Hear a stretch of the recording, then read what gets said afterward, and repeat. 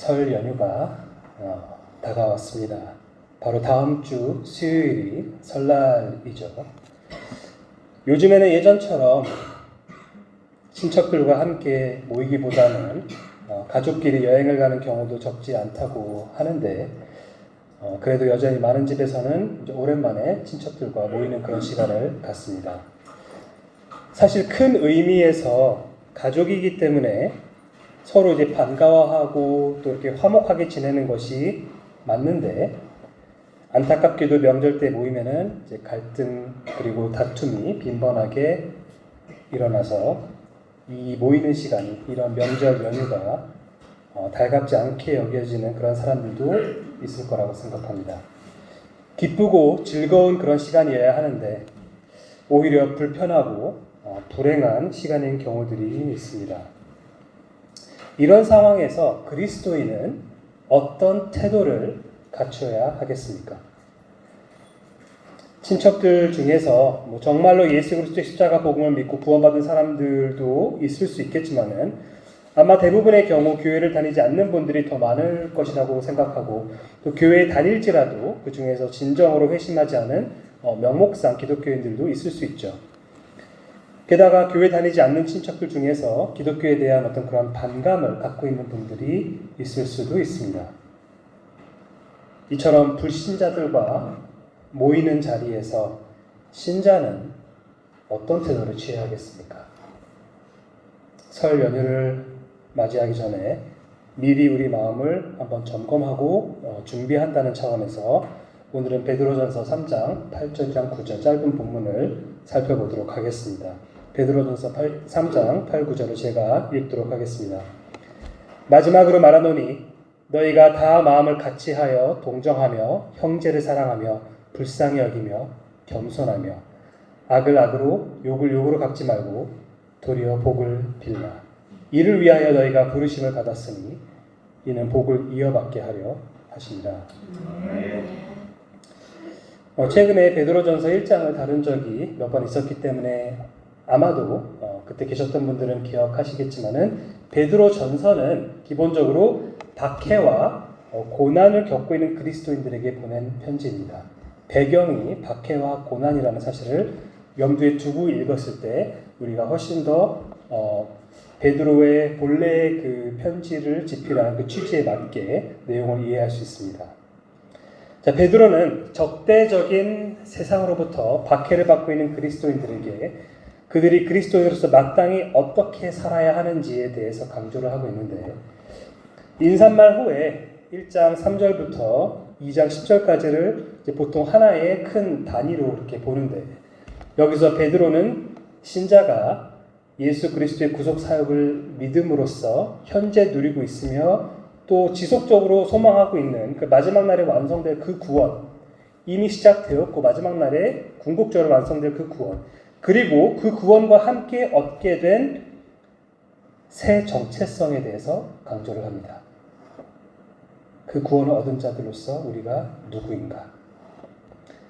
한마디로 복음을 토대로 한 근본적인 진리를 독자들에게 상기시켰던 거죠. 1장 3절부터 2장 10절까지의 내용에서.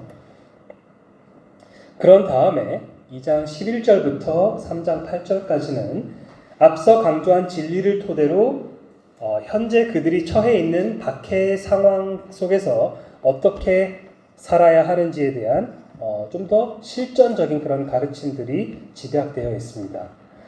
예를 들면 이방인들 가운데서 어떻게 행해야 하는지 2장 12절, 세속적인 정권 앞에서 어떻게 행해야 하는지, 악한 주인이든 선한 주인이든 종들이 자기 주인 앞에서 어떻게 행해야 하는지, 불신자인 남편과 함께 사는 아내는 그러면 어떻게 행해야 하는지, 그리고 연약한 아내와 함께 사는 그리스도인 남편은 어떻게 행해야 하는지, 이런 내용들이 2장 11절부터 3장 8절까지의 그 부분에서 좀 더 실전적인 내용들을 녹여서 가르치고 있습니다.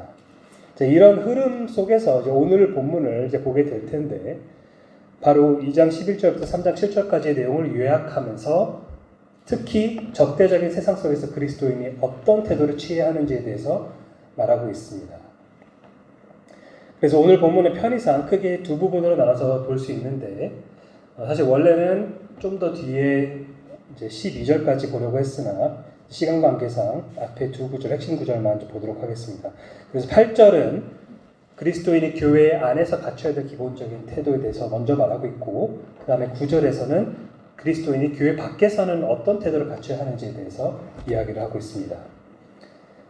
먼저 8절을 보시면은 베드로가 말합니다. 마지막으로 말하노니 너희가 다 마음을 같이 하여 동정하며 형제를 사랑하며 불쌍히 여기며 겸손하며.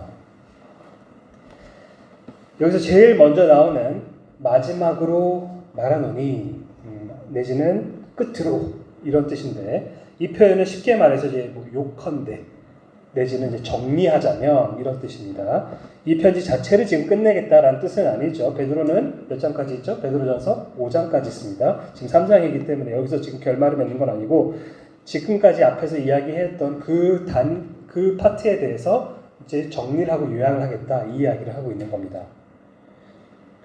2장 11절부터 3장 7절, 여기서 언급해왔던 적대적인 세상 속에서 그리스도인이 어떻게 살아야 하는지에 대한 여러 가지 실전적인 그런 내용들이 담겨져 있었는데, 이것들을 이제 간단하게 요약을 하겠다, 이 말입니다. 자, 이 구절에서 사도 베드로는 수신자들에게 5가지 태도를 권하고 있는데, 여러 주석가들이 이 5가지 태도가 그냥 두서없이 딱히 뭐 큰 의미 없이 나열된 것이 아니라 이 순서를 토대로 일종의 약간의 문학적인 구조를 지금 띄고 있다, 형태를 지금 띄고 있다, 수사학적으로 이렇게 이야기를 합니다. 이거를 이제 교차 배열 구조라고 이야기를 하는데, 이제 말은 어렵지만은 원리는 어렵지 않습니다. 아마 대부분 어렸을 때 초등학교 때 음악 시간에 한 번씩 들어봤을 막 A, B, BA 약간 이런 형식이라고 보시면 되는데, 여기서는 5가지가 언급되니까 A, B, C, B' 그리고 C' B' 그 다음에 A' 이렇게 형식으로 되어 있는 겁니다. 그래서 첫 번째와 5번째 양쪽 끝에 있는 것이 서로 대칭을 이루는 거고, 약간 의미상, 그 다음에 가운데 이제 안쪽에 2가지가 또 대칭을 이루고, 마지막에 가운데 위치한 내용, 여기서 이제 3번째겠죠. 5가지 중에 3번째니까 거기 이 3번째 태도가 남게 되는데, 항상 그런 건 아니지만은 많은 경우에 이런 교차 배열 형식이 사용될 때 이 중앙 부분에 있는 내용이 저자가 가장 강조하고자 하는 내용이 들어있을 때가 많이 있습니다. 자, 그런데 여기서 일단 베드로는 뭐라고 시작하냐면 너희가 다 마음을 같이 하여 라고 말합니다. 너희가 다 마음을 같이 하여. 아까 말씀드렸던 것처럼 오늘 본문에 앞서 베드로는 이제 여러 부류의 사람들에게 각자의 어떤 구체적인 상황에 대한 실전적인 그런 이야기를 해왔습니다. 위정자들 앞에서 시민들이 어떻게 해야 되는지, 주인 앞에서 종들이, 또 남편에게 아내가, 아내에게 남편이 어떻게 행하고 어떻게 살아야 하는지에 대해서 이야기를 했는데, 그런 각자 이제 부류들을 나눠서 이야기를 한 거죠. 모든 사람들이 다 종은 아닐 테니까 일부 종들에게 한 이야기가 있는 것이고, 모든 사람들이 다 남편은 아니니까 이제 남편에게만 따로 불러서 한 그런 파트가 있는 거고, 이런 겁니다. 그런데 여기서는 이제 와서 너희가 다, 그러니까 너희 모두에게 지금 이제 정리해서 이야기를 한다라는 겁니다. 이제는 특정 어떤 부류에게만 해당되는 이야기를 하는 게 아니라 보편적으로 모두에게 적용되는 그런 이야기를 할 것이다 라는 뜻입니다. 그러니까 신자라면 그 누구도 지금부터 이제 할 이야기에 대해서 예외가 되지 않는다라는 겁니다. 그러면서 첫 번째로 권하는 태도는 바로 마음을 같이 하는 것입니다. 마음을 같이 하는 것. 현실적으로 잘 이것이 실현이 되지 않는 안타까운 상황을 저희가 많이 보게 되지만, 그리스도인들은 기본적으로 같은 마음을 품어야 합니다. 같은 마음을 품어야 합니다. 자, 이 말을 좀 잘 이해를 해야 되는데, 이것은 성도들 간에 언제나 완전히 똑같은 생각이 요구된다는 뜻은 아닙니다. 우리가 다 로봇처럼 다 똑같은 것을 획일적으로 생각하고 모든 어떤 디테일에 있어서 우리가 다 동일한 생각, 그 누구도 다른 생각을 하면, 조금이라도 다른 생각을 하면 안 되는 어떤 좀 더 다채로운 생각이 허용되지 않는 그런 뜻이 아닙니다. 그런 것이 아니라 여기서 같은 마음이라는 것은, 그러니까 똑같은 생각이라기보다는 같은 마음가짐, 같은 태도, 같은 목표의식이라는 의미로 이해하는 것이 더 자연스럽습니다. 성경학자 D. 에드먼드 히버트는 이거에 대해서 이렇게 설명합니다. 서로 마음을 같이 한다라는 것은 의견의 획일화에 대한 촉구라기보다는 마음가짐의 연합에 대한 촉구이다. 이 단어가 지금 여기서 이야기를 하는 그 같은 마음이라는 이 단어가 요구하는 하나됨은 공통적인 내적 경험을 토대로 한 정서와 마음가짐과 목표 또는 목적의 어떤 내적인 연합, 곧 마음의 연합을 의미한다. 그러니까 여기서 지금 히버트가 이야기를 하는 공통적인 내적 경험이라는 것은 우리 모두가 다 예수 그리스도의 보혈을 통해서 구원을 받았기 때문에, 우리가 모두 하나님의 은혜로 거듭났기 때문에 이 공통적인 경험을 진정으로 우리가 영적으로 내적으로 했다면은, 그러면은 우리가 같은 마음가짐과 같은 태도와 같은 어떤 그런 목적을 향해 나아가야만 한다는 겁니다. 바울도 이 사실을 곳곳에서 이제 강조를 합니다. 로마서 12장 16절을 보면은 서로 마음을 같이 하며 높은 데 마음을 두지 말고 도리어 낮은 데 처하며 스스로 지혜는 지하지 말라. 서로 마음을 같이 하며 함께 하며. 또 빌립보서 1장 27, 28절에서는 오직 너희는 그리스도의 복음에 합당하게 생활하라. 이는 내가 너희에게 가보나 떠나 있으나 너희가 한 마음으로 서서 한 뜻으로 복음의 신앙을 위하여 협력하는 것과 무슨 일에든지 대적하는 자들 때문에 두려워하지 아니하는 이 일을 듣고자 합니다. 베드로나 바울이 이야기를 하는 이러한 그 마음의 연합이라는 것은 이렇게 억지로 인위적으로 끼워 맞춘 어떤 그런 연합이 아니라 각 신자가 그리스도의 마음을 소유했을 때 그 마음을 토대로 모두가 자연스럽게 공유하게 되는 마음입니다. 저 사람이랑 내가 어떻게 한 마음을 품지? 저 사람이랑 나랑 너무나도 여러 가지로 경험과 성장 배경과 환경과 여러 가지들이 너무나도 다른데 어떻게 저 사람과 내가 같은 마음을 품지? 내가 저 사람한테 맞춰야 되나? 저 사람 나한테 맞춰야 되나? 그게 아니라 기본적인 원리는 각 신자가 예수 그리스도의 마음을 점점 본받음으로써 우리가 그 불변하는 예수 그리스도의 그 마음에 우리가 더 닮아갈수록 자연스럽게 누가 누구에게 서로 맞추는 것 이전에 우리가 다 같은 주를 모시고 있기 때문에 같은 주인의 마음에 이끌려서 우리가 예수 그리스도의 마음을 토대로 같은 마음을 소유할 수 있게 된다는 겁니다. 빌립보서 2장 1절부터 5절에서 바울이 이렇게 말합니다. 그러므로 그리스도 안에 무슨 권면이나 사랑에 무슨 위로나 성령의 무슨 교제나 긍휼이나 자비가 있거든 마음을 같이 하여 같은 사랑을 가지고 뜻을 합하며 한 마음을 품어 아무 일에든지 다툼이나 허영으로 하지 말고 오직 겸손한 마음으로 각각 자기보다 남을 더 낮게 여기고 각각 자기 일을 돌볼 뿐더러 또한 각각 다른 사람들의 일을 돌보아 나의 기쁨을 충만하게 하라. 너희 안에 이 마음을 품으라. 곧 그리스도 예수의 마음이니. 그리스도인들 간의 모든 어떤 생각이 하나부터 열까지 판에 박힌 것처럼 동일해야 한다는 뜻은 아니지만 각 신자의 마음의 중심이 그리스도께 초점이 맞춰져 있다면은 그렇다면은 모두가 그리스도 중심적인 마음가짐을 품는 것이 마땅하다는 뜻입니다. 두 번째로 언급되는 태도는 동정입니다. 동정. 헬라어로는 숨파세스인데 여기서 영어 단어 sympathetic이 나오는 겁니다. 숨파세스에서 sympathetic 같은 그 단어입니다. 사실상 감정을 함께하다. 라는 뜻입니다. 기본적으로 감정을 함께하다. 개역개정에서 그래서 동정이라고 적절하게 번역을 했고 또 다른 말로 하면 이제 공감입니다. 공감하다. 로마서 12장 15절에서 바울은 즐거워하는 자들과 함께 즐거워하고 우는 자들과 함께 울라라고 그렇게 말했죠. 종종 이제 이 구절을 굉장히 제가 생각했을 때는 조금 맥락에 벗어난 방식으로 적용하는 경우들이 있다고 생각합니다. 뭔가 세상 밖에서 안타까운 일이 일어났을 때 이 단어를 통해서 이렇게 같이 우리가 같이 함께 울어야 된다. 물론 불신자들이 안타까운 일들을 경험했을 때 같이 함께 아파하고 할 필요는 있겠지만은, 그리고 그들을 돕기 위해서 힘쓸 수 있으면은 그 돕기 위해서 우리가 세상의 빛과 소금 역할을 하는 것이 당연합니다만, 하지만 기본적으로 로마서 지금 12장 15절에서 바울이 말하는 즐거워하는 자들과 함께 즐거워하고 우는 자들과 함께 울라는 것은 교회 안에서 이루어지고 있는 그리스도 안에서 형제 자매가 된 자들 간의 그 사랑을 바탕으로 하는 것입니다. 그리고 또 히브리서 10장 34절에서는 너희가 갇힌 자를 동정하라 이렇게 나오죠. 물론 기쁨을 공유하는 것도 중요하죠.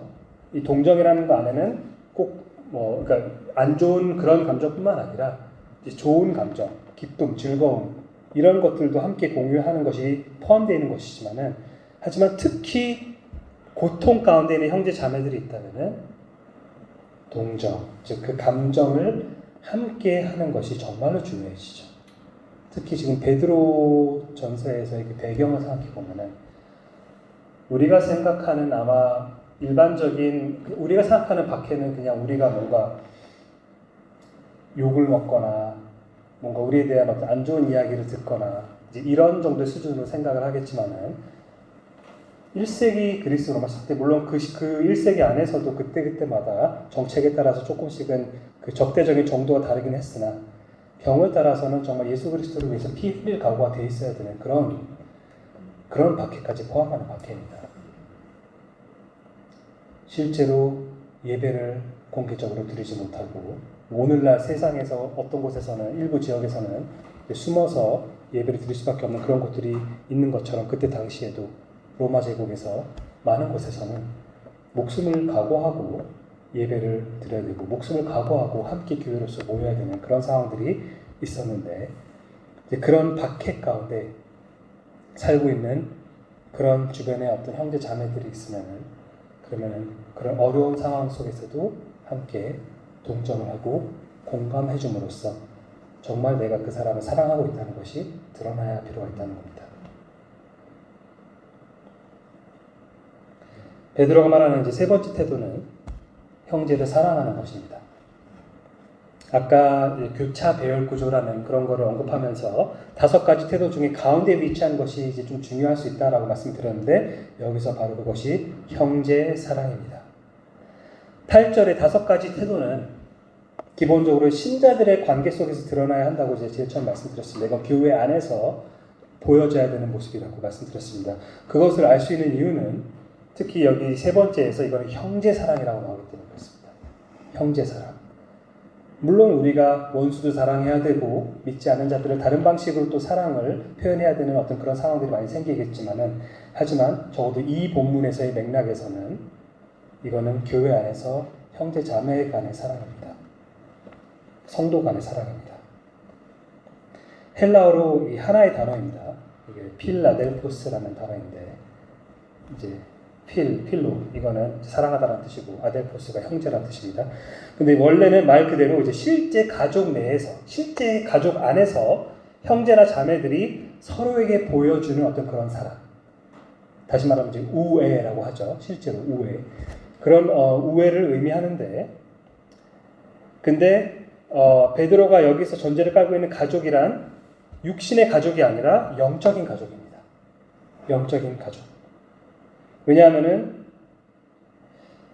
죄인이 예수 그리스도의 십자가 보혈만을 전적으로 의지하여 구원을 받을 때 그는 그저 죄의 사함과 의롭다 하심만을 받는 것이 아니라 더 나아가 하나님의 가족에 입양되어서 그분의 자녀가 되기 때문에 그렇습니다. 베드로전서 1장 14절에서도 신자들을 이제 순종하는 자식이라고 표현하죠. 다들 순종하는 자식입니다. 자식. 그리고 1장 17절에서는 그들이 하나님을 아버지라고 이야기한다고 합니다. 다 같은 하나님을 아버지라고 부르기 때문에 가족인 거죠. 따라서 신자들이 서로를 그리스도 안에서 사랑하는 것은 너무나도 중요하고 마땅한 덕목입니다. 종교개혁가 존 칼빈은 하나님이 아버지로 알려진 곳, 오직 그곳에서만 형제애가 진정으로 존재한다라고 말합니다. 하나님이 아버지로 일컬어지는 곳, 오직 그곳에서만 형제애가 진정한 의미로서 존재한다라고 말합니다. 왜 그렇게 말하고 있냐면은 생각해 보시면은 여러분 복음서에서 예수님께서 군중에게 가르치고 계시는데 한 번은 어머니 마리아와 동생들이 찾아오는 그 에피소드를 기억하실지 모르겠습니다. 누군가가 예수님께 보소서 당신의 어머니와 동생들이 당신께 말하려고 밖에 서 있나이다 이렇게 말했을 때 주님께서 뭐라고 대답하셨죠? 누가 내 어머니이며 내 동생들이냐? 라고 물으시면서 제자들을 가리켜서 나의 어머니와 나의 동생들을 보라. 누구든지 하늘에 계신 내 아버지의 뜻대로 하는 자가 내 형제요, 자매요, 어머니이라. 예수님께서 뭔가 마리아나 다른 형제들을 이렇게 무한하게 하기 위해서 이렇게 말씀하시는 것이 아니라 예수님께서는 이 어떤 상황을 토대로 굉장히 중요한 진리 하나를 듣고 있는 군중에게, 무리에게 지금 가르치고자 하셨던 겁니다.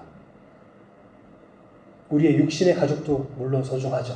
우리의 육신의 가족이 안 중요하고 필요 없고 우리가 다 그냥 갖추려야 된다 그런 뜻이 결코 아닙니다. 하지만 성경은 그러한 혈연 관계보다 예수 그리스도의 보혈로 하나가 된 영적인 가족이 더 중요하고 더 근본적이고 그리고 영원한 가족이라고 가르칩니다. 그렇기 때문에 예수님께서 그렇게 강조를 하실 수가 있는 겁니다. 하나님을 믿고 그 믿음을 토대로 그 하나님께 순종하는 삶을 사는 그 진정한 제자들이야말로 예수 그리스도의 가족입니다. 그리고 생각해 보면은 우리가 하나님의 가족이 입양된 자녀들이고 그분은 아버지라고 부르는데 예수 그리스도께서도 하나님을 아버지라고 부르셨죠. 왜냐하면 그분께서는 독생자이시기 때문에.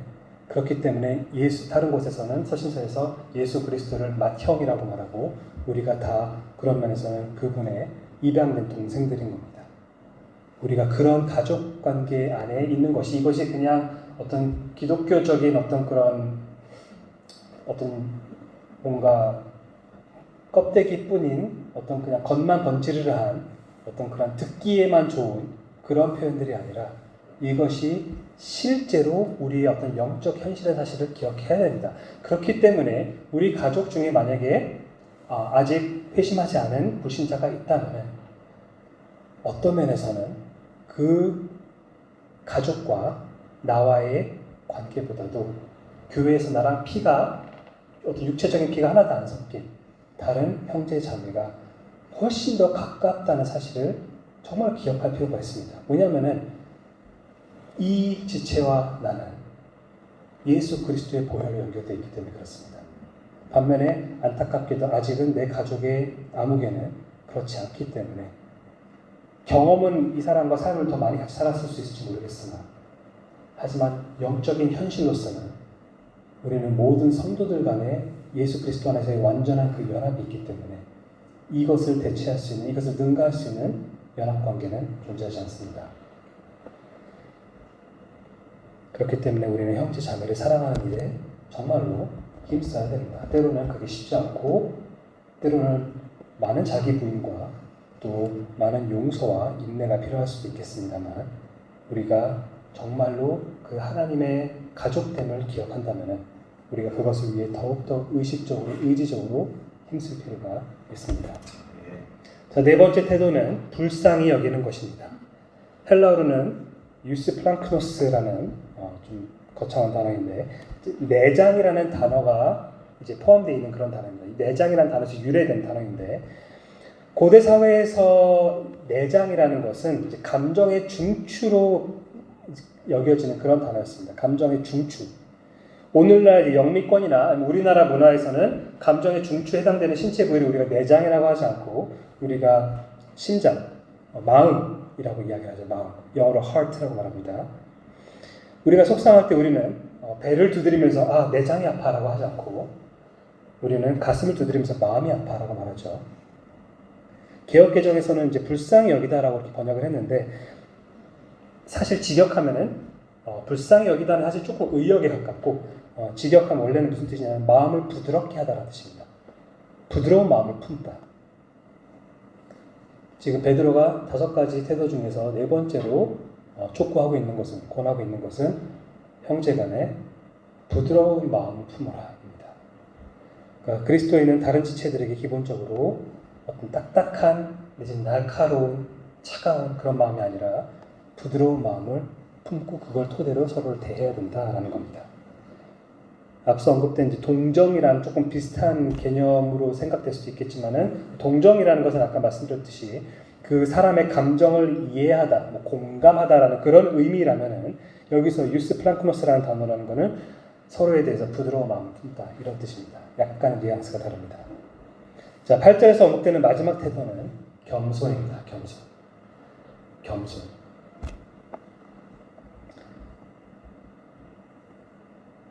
굉장히 중요하고 굉장히 실천하기가 힘든 그런 덕목 중에 하나입니다. 왜냐하면은 겸손이라는 단어 자체가 기본적으로 뜻 자체가 자기 자세를 낮추다는 뜻이거든요. 자기 자신을 자세를 낮추다, 내지는 낮은 마음을 품다라는 건데, 우리는 기본적으로 높아지기를 원하는 그런 마음이 본성적으로 있기 때문에, 타락한 본성으로서 있기 때문에, 그렇기 때문에 그거를 역행하는 자기 자신을 낮춘다는 것은 그 안에는 자기를 부인하는 것과 좀 직결되는 개념이기 때문에 쉽지는 않습니다. 우리는 근데 그래도 이제 뭔가 유교 문화권에서 좀 자라왔기 때문에 겸손을 그래도 나름 미덕이라고 그렇게 이제 배워왔지만, 당시 1세기 그리스 로마 시대에서는 그렇지 않습니다. 거기서 그때 당시에는 겸손이라는 것은 부정적인 가치를 여기고 있습니다. 좋지 않은 거다. 겸손하지 마라. 그런 거 하지 마라. 왜냐하면 경쟁에서 뭔가 이기는 것이 높은 평가를 받는 그런 것이었기 때문에, 자신을 낮추는 겸손이라는 것은 약함과 굴욕과 같이 가는 의미였습니다. 겸손하다? 그러니까 힘이 없다는 거네? 다른 사람과의 어떤 경쟁에서 너는 밀리는 그런 연약한 보잘것없는 하찮은 존재라는 거네. 이런 의미로 인식이 되었기 때문에 겸손이라는 것은 당시 문화에서는 약함이나 굴욕 이런 걸 의미했습니다. 다시 말해서 겸손이라는 것은 사회적으로 마이너스 요소였던 겁니다. 사실은 요즘에도 점점 갈수록 우리 문화가 좀 그렇게 방향이 바뀌고 있긴 합니다만, 당시에는 더더욱 그랬을 겁니다. 그런데 성경은 겸손을 굉장히 중요한 가치로 여깁니다. 성경이 말하는 겸손이라는 것은 우리가 일반적으로 한국 문화에서 흔히 볼 수 있는 그런 예의상 자신을 낮추는 그런 모습이 아닙니다. 우리는 보통 사람들이 일반적으로 생각하는 겸손이라는 것은 뭔가 잘했습니다, 누군가가. 그래서 다른 사람이 그 사람을 칭찬했습니다. 근데 그 사람이 굳이 거기서 그거를 나는 잘한 게 하나도 없어. 내가 잘한 게 아니야. 근데 정말 만약에 그게 사실이라면 문제가 되지 않습니다만은, 정말 이 사람이 예를 들면 1등 공신이고 이 사람이 구하를 다 했으면, 그러면 이 사람이 사실은 누가 봐도 객관적으로 그런 칭찬을 받을 자격이 있는 건데, 인간적인 수준에서. 근데 그런 상황에서 일단 아니야. 무슨 별말을. 약간 이런 식으로 하는 것이 이제 우리는 일반적으로 겸손이라고 그렇게 생각을 하는데, 경우에 따라 많은 경우에는 그게 그냥 어떤 피상적인, 그냥 예의상 하는 그런 말일 경우가 많죠. 속으로는 나도 내가 1등 공신인 거 알아. 내가 제일 잘했고 나 없었으면 이거는 망하는 프로젝트였어요. 근데 사람들이 그렇게 얘기하니까 적어도 겉으로 막 뭔가 그래 나를 찬양하라 이렇게 얘기할 수는 없으니까, 그러니까 아니야 내가 한 거 아니야, 별거 아니었어, 이런 식으로 이야기를 하면서도 속으로는 우쭐하고 교만해지고 이렇게 해도 우리는 그게 겸손한 모습이다 라고 그렇게 평가를 하는 시대에 살고 있으나, 성경이 가르치는 겸손이라는 것은 그게 아니라 자기 마음의 중심으로부터 자신보다 다른 지체를 더 중요하게 여기는 겁니다. 저 사람이 내 관점에서 봤을 때 저 사람이 정말로 나보다 더 중요한 사람이야, 더 소중한 사람이야. 저 형제가, 저 자매가 교회 안에서 어떤 포지션이나 어떤 직책을 갖고 있는지와 상관없이 저 영혼이, 나는 적어도 예수 그리스도 앞에서 나 자신보다도 저 사람을 더 중요하게 여길 거야.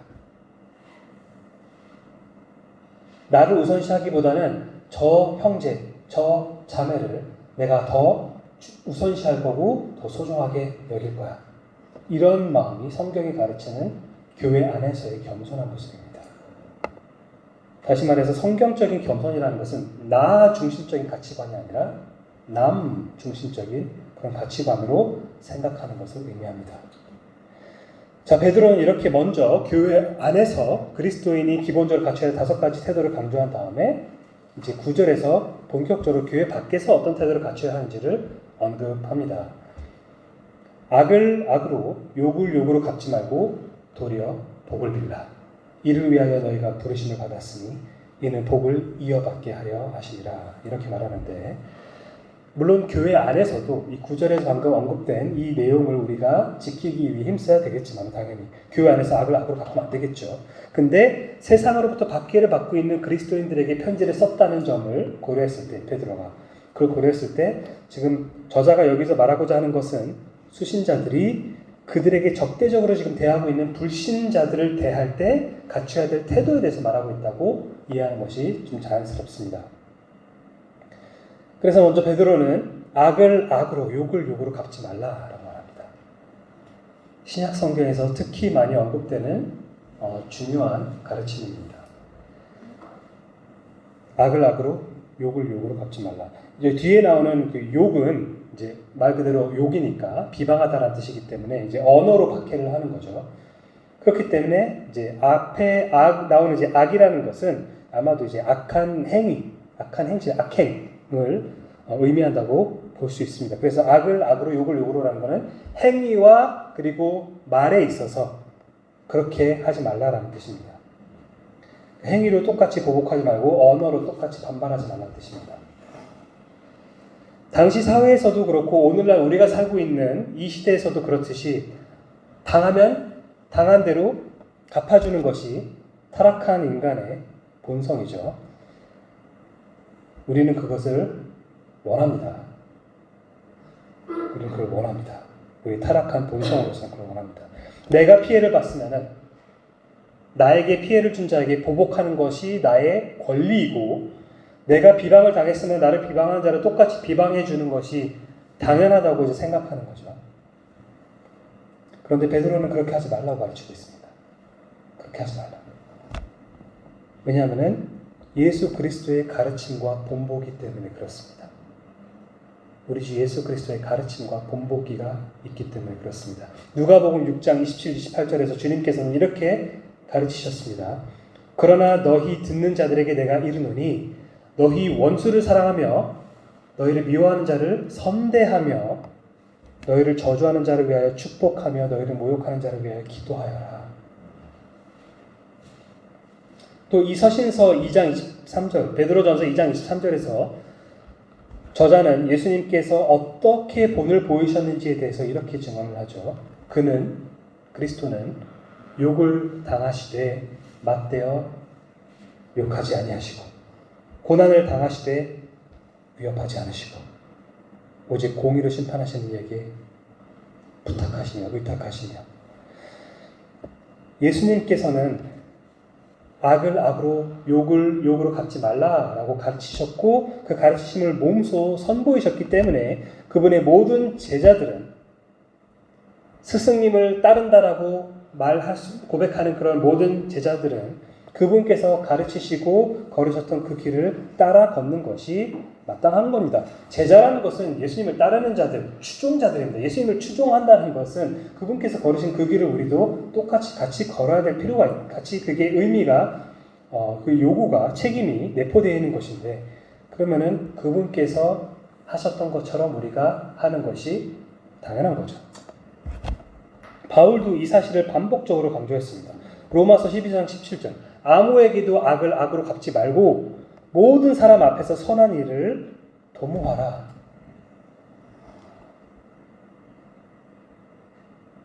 데살로니가전서 5장 15절 삼가 누가 누구에게든지 악으로 악을 갚지 말게 하고 서로 대하든지 모든 사람을 대하든지 항상 선을 따르라. 이 사도들도 예수 그리스도의 그 발자취를 따라서 그렇게 했습니다. 사도행전 같은 데를 보면은 사도들이 복음을 전하고 예수 그리스도의 이름 때문에 능욕을 받고 그리고 고난을 받을 때, 박해를 받을 때, 돌 맞고 옥에 갇히게 돼 수감되고 협박당하고 했을 때 그들은 담대했으나 거기 그 위험에 맞게 굴복하거나 항복한 건 아니었으나 하지만 그것을 똑같이 악을 악으로 보복하지도 않았습니다. 예수 그리스도의 이름을 전하지 마 라고 했을 때 그리스도인의 태도는 알겠습니다. 안전하겠습니다. 이게 아니라 우리가 사람을 따를지 하나님께 순종할지 뭐가 옳은지 당신이 판단하시오. 우리는 우리 주 예수 그리스도의 그 명령을 따를 수밖에 없습니다. 이렇게 말하는 것이 마땅하나 하지만 그래? 그러면 감옥에 가자라고 할 때 거기에 대해서 무력으로 저항하거나 하지 않는다는 겁니다. 그들이 우리를 위협했다고 해서 그들을 똑같은 방식으로 악한 마음을 가지고 막 저주하거나 그래서는 안 된다는 겁니다. 쉽지 않습니다. 누군가 나를 위협할 때 우리는 기본적으로 방어태세가 올라가고 뭔가 나를 보호하려고 하는 어떤 그런 본능이 작동하면서 나를 위협하고 있는 저 사람의 그 위협을 꺾고자 하는데 우리는 꺾으려고 할 때 많은 경우에는 우리가 택하는 방식은 역으로 반박하거나 역으로 그 사람을 똑같은 방식으로 해가지고 그 사람이 뒷걸음질 치게 만드는 악을 악으로 욕을 욕으로 이런 식으로 하려고 하는 어떤 그런 죄악된 본성이 기본적으로 있지만은 하지만 성경은 그렇게 하지 말라고 합니다. 쉽지 않습니다. 원래 인간적으로는 불가능한 겁니다. 왜냐하면은 거듭나지 않은 죄인의 본성을 거스르는 태도이기 때문에 그렇습니다. 본성, 내 자연스러운 성질인데 근데 그것을 거스르는 행동이기 때문에 이것은 원래는 사실상 거듭나지 않은 죄인으로서는 불가능한 것입니다. 하지만 사람으로서 할 수 없으나 하나님으로서는 다 하실 수 있다라고 예수께서 말씀하신 것처럼 하나님께서 영적으로 죽은 자들에게 은혜로 새 생명을 주셔서 죄인이 새 피조물이 되었다면 이야기가 달라지는 거죠. 우리를 노예 삼아 지배했던 죄의 권세가 예수 그리스도의 십자가 사역을 통해서 깨졌기 때문에 그렇기 때문에 우리는 회심하기 전, 거듭나기 전에 내 옛 모습처럼 내 본성에만 충실하게 따라가는 것이 아니라 하나님께서 나에게 새로운 어떤 본성을 주셨기 때문에 다른 어떤 원리를 내 마음속에 탑재시켜 주셨기 때문에 그렇기 때문에 우리는 이제는 어떤 다른 원리, 다른 가치관, 다른 세계관을 토대로 이 세상을 바라보고 해석하고 그리고 살아갈 수 있게 되었다는 겁니다. 그리고 우리 안에 거하시는 성령의 그 지속적인 성화시키는 그 은혜를 통해 우리는 더 이상 악을 악으로 욕을 욕으로 갚지 않을 수가 있게 된 것입니다.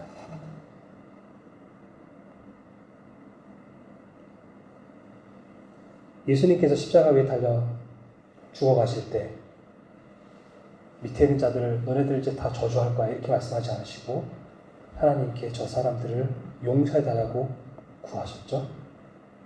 그건 예수님이 하실 수 있는 이야기지 아니야?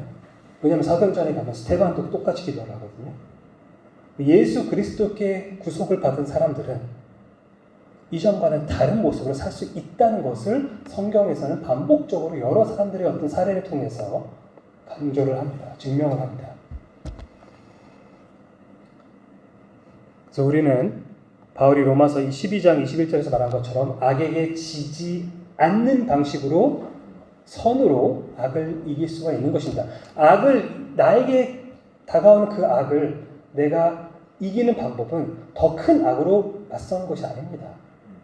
오히려 악을 내려놓고 악을 죽이고 내 안에 있는 악을 죽이고 저 믿지 않는 사람들이 나에게 악으로 대할 때 나는 잘못한 것이 없는 상황에서 나에게 악으로 대할 때 내가 그들을 대할 때 할 수 있는 최선의 방법은 선을 택하는 겁니다. 그게 세상적인 관점에서 굉장히 모순적이고 말도 안 되고 역설적으로 보일지 모르겠지만은 성경은 그렇게 하는 것이 진정한 영적 승리라고 합니다. 그리스도인은 교회 밖에서 적대적인 세상을 향해 이런 태도를 보여야 됩니다. 우리는 달라야 됩니다. 달라야 됩니다. 그렇지 않고 우리가 악을 악으로 갚으면은 어떻게 되겠습니까? 악은 계속 증가되고 꼬리에 꼬리를 물고 해서 반복되고 그렇게 그냥 악순환이 반복되겠죠. 이 악순환을 끊기 위해서는 그럼 누군가는 악을 악으로 욕을 욕으로 갚는 일을 이제 그만해야 되는데 그걸 누가 하겠습니까? 믿지 않는 사람이 하겠습니까? 아니죠.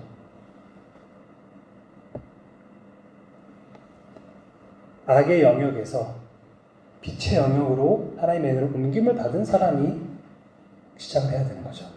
악순환의 고리를 끊기 위해서는 우리가 선으로 악을 맞서야 되는 겁니다. 그리고 그 일을 할 수 우리가 있는 것은 예수 그리스도께서 먼저 우리에게 악을 악으로 갚지 않으시고 사실 그분께서 우리를 그대로 심판하셨어도 그건 악이 아니었겠지만 왜냐하면 정의 공이기 때문에 근데 그분께서는 심지어 십자가 보혈을 대속적으로 흘려주심으로써 선으로 악을 이기시는 것을 보여주셨습니다. 그렇기 때문에 그의 제자들도 그 길을 걷는 것이 마땅합니다. 그래서 바울은 근데 한 걸음 더 나아가 도리어 복을 빌라라고 말하죠. 도리어 반대로 역으로 단지 악을 악으로 욕을 욕으로 갚지 않는 것만 할 뿐만 아니라 그걸로는 부족하고 그거는 반만한 거고 한 걸음 더 나아가서 뭔가 해야 될 일이 있다는 겁니다. 그게 뭐냐면은 복을 비는 겁니다. 축복하는 겁니다. 이 축복이라는 거는 그냥 단지 그냥 좋은 얘기 좀 해줄게 이런 얘기가 아니라 하나님의 은혜를 간절히 기원하는 겁니다. 저 사람이 나에게 악한 행동을 하거나 아니면은 악한 말을 내뱉어서 내 마음이 상하고 타들어갈 때 그때 내 마음 그냥 겉으로만 내가 그냥 아무 말 안 하고 반박 안 하고 그냥 속으로 꾹 눌러가지고 고름이 생긴 그런 방식으로 하는 것이 아니라 그걸 그냥 내가 인간의 힘으로 그냥 인내하는 거죠. 성경적인 인내도 아닙니다. 그런 식으로 억지로 꾹 눌러 참다가 나중에 폭발하는 그런 게 아니라 저 사람의 영적인 안녕을 위해서 간절히 내가 그걸 바라고 기도를 해야 된다는 겁니다. 나를 지금 저렇게 힘들게 하고 있는 저 사람이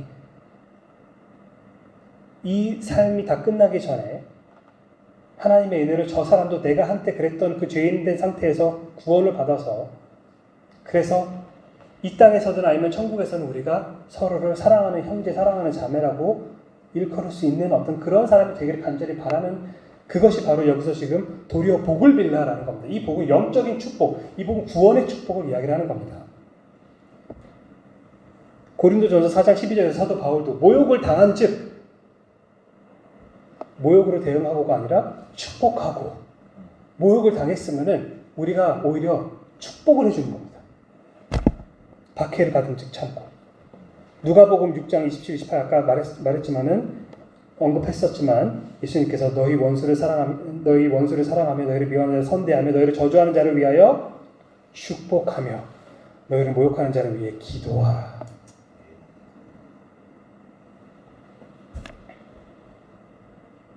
이를 위하여 너희가 부르심을 받았으니 이는 복을 이어받게 하려 하시니라.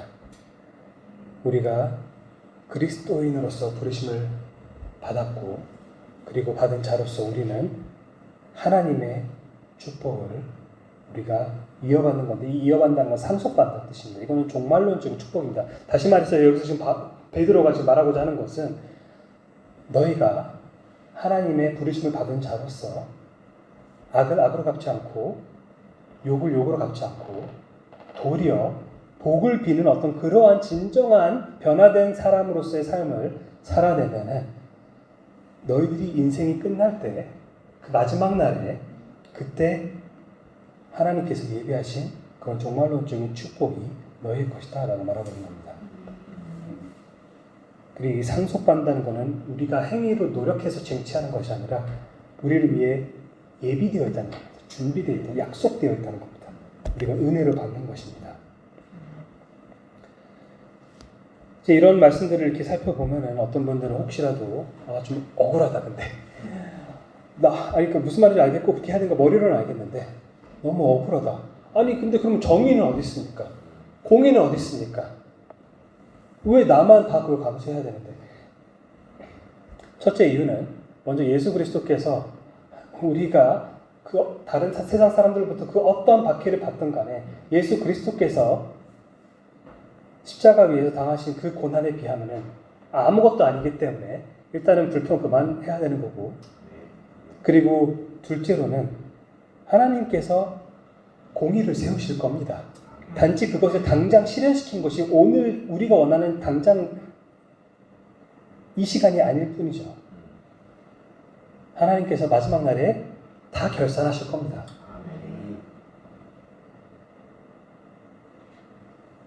로마서 12장 17절부터 20절 보면 바울이 이렇게 말하죠. 아무에게도 악을 악으로 갚지 말고 모든 사람 앞에서 선한 일을 도모하라. 할 수 있거든. 너희로서는 모든 사람과 더불어 화목하라. 할 수 있거든. 못하지만 현실적으로 아닌 거 알지만은 하지만 할 수 있는 선에서는 모든 사람과 더불어 화목하라. 내가 사랑하는 자들아 너희가 친히 원수를 갚지 말고 하나님의 진노하심에 맡기라. 기록되었을 때 원수 갚는 것이 내게 있으니 내가 갚으리라고 주께서 말씀하시니라. 내 원수가 줄이거든 그래서 너는 먹이고 목마르거든 마시게 하라. 그리함으로 내가 숯불을 그 머리 위에 쌓아 놓으리라. 지금 바울이 여기서 말하고 있는 것은 그냥 무조건 당하고 그냥 억울해하지 마. 그냥 그러려니 해. 그게 아니라 마지막 날에 저 사람이 회심하지 않으면은 그러면 저 사람이 이 땅에서 행했던 모든 악행 하나부터 10가지가 하나부터 100까지 하나부터 수천까지가 다 하나님 앞에서 공의 심판을 받을 것이다. 그것이 하나님의 그 진노하심에 맡긴다는 뜻입니다. 우리 모든 사람들은 우리의 모든 죄악들은 다 결산이 됩니다. 하나님 앞에서. 하나님의 거룩은 그냥 대충 넘어가는 그런 거룩이 아니고 하나님의 의로우심은 대충 넘어가는 의로우심이 아닙니다. 다만 예수 그리스도를 통했느냐 아니면 통하지 않았느냐 두 가지 경로밖에 없는 겁니다. 예수 그리스도를 통했을 때는 예수 그리스도의 십자가를 통해서 이미 하나님의 진노가 그 메시아의 머리 위에 십자가 위에서 다 쏟아짐으로써 대속적으로 우리의 죄가 해결이 된 것이고, 예수 그리스도를 통하지 않은 사람들은 다 자기 죄를 그대로 간직하고 있는 것이기 때문에 이미 그들의 머리 위에 지금 터지기를 지금 기다리고 있는 하나님의 진노의 심판이 마지막 날에 임할 것이기 때문에 사실은 진정한 의미에서는 억울할 것이 전혀 없습니다. 하나님께서는 예수 그리스도를 통해서 긍휼을 베푸시든 아니면 마지막 날에 예수 그리스도를 통하지 않은 모든 사람들을 예수님께서 친히 오셔가지고 진노의 심판을 하시든 둘 중에 하나로 하나님의 정의는 어쨌든 완전히 실현될 겁니다. 이거를 우리가 기억할 때, 우리가 명절 때 그래서 믿지 않는 우리 친척들과 만나서 이야기를 할 때, 물론 믿지 않는 사람들과 항상 우리가 트러블이 있는 것은 아니겠죠. 하지만 경우에 따라서는 굉장히 상처를 주는 말들을 하거나 갈등을 부추기는 유발한 어떤 그런 일들이 생길 때 우리가 불신자와 똑같은 어떤 그런 태도를 취함으로써 악을 악으로 갚고 욕을 욕으로 갚는 것이 아니라 우리가 오히려 그런 상황에서 자기를 부인하고 더 많은 고난을 먼저 감수하신 우리 주 예수 그리스도를 바라보면서 우리가 도리어 그들을 축복하고 그들을 위해서 기도해서 나에게 지금 많은 상처를 주고 있는 이 사람이 하나님의 은혜로 부디 구원을 받기를 간절히 바라는 그런 축복의 기도를 해야 하겠습니다. 기도로 예배 마치도록 하겠습니다.